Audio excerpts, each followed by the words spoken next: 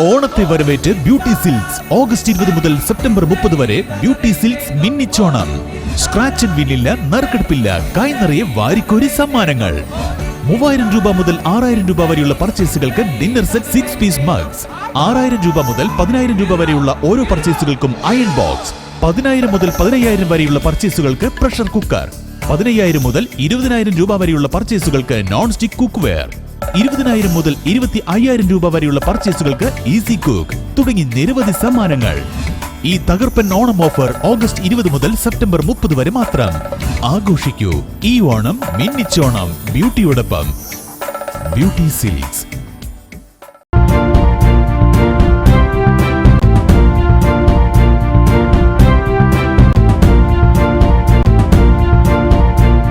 നമസ്കാരം, any time ന്യൂസിലേക്ക് സ്വാഗതം.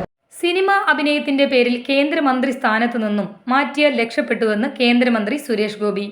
സിനിമ തന്റെ പാഷനാണെന്നും അഭിനയിച്ചില്ലെങ്കിൽ താൻ ചത്തുപോകുമെന്നും Kerala film chamber of commerce ആദരിക്കാൻ സംഘടിപ്പിച്ച പരിപാടിയിൽ അദ്ദേഹം പറഞ്ഞു.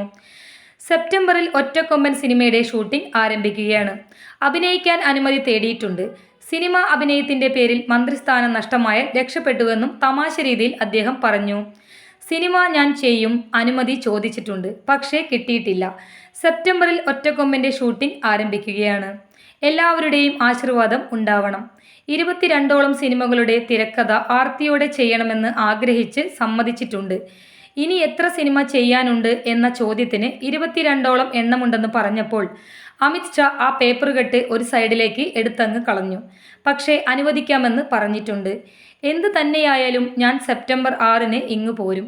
ഇനി അതിൻ്റെ പേരിൽ ഇവർ പറഞ്ഞയക്കുകയാണെങ്കിൽ ഞാൻ രക്ഷപ്പെട്ടു എന്നേ പറയാനുള്ളൂ. സുരേഷ് ഗോപി പറഞ്ഞു. മന്ത്രിസ്ഥാനത്തെ ബാധിക്കാത്ത വിധം സെറ്റിൽ സൗകര്യങ്ങൾ ഒരുക്കണമെന്നാണ് വിചാരിക്കുന്നത്. തൃശ്ശൂർകാർക്ക് നന്ദി അർപ്പിക്കണമെന്ന കേന്ദ്ര നേതാക്കളുടെ നിരന്തരമായ ആവശ്യത്തിൻ്റെ പേരിലാണ് താല്പര്യമില്ലാതിരുന്നിട്ടും മന്ത്രിസ്ഥാനം ഏറ്റെടുത്തതെന്നും സുരേഷ് ഗോപി പറഞ്ഞു. അതേസമയം ഹേമ കമ്മിറ്റി റിപ്പോർട്ട് പുറത്തു വന്നതിലും അദ്ദേഹം പ്രതികരിച്ചു. സിനിമയ്ക്കുള്ളിൽ മാത്രമല്ല പ്രശ്നങ്ങൾ ഉള്ളതെന്നും അങ്ങനെ ചിന്തിക്കുന്നവരാണ് വിഘടനവാദികൾ. പ്രശ്നങ്ങൾ എല്ലാ മേഖലയിലും ഉണ്ട്. അത് താൻ 25 വർഷം മുമ്പേ പറഞ്ഞിട്ടുണ്ടെന്നും സുരേഷ് ഗോപി പറഞ്ഞു.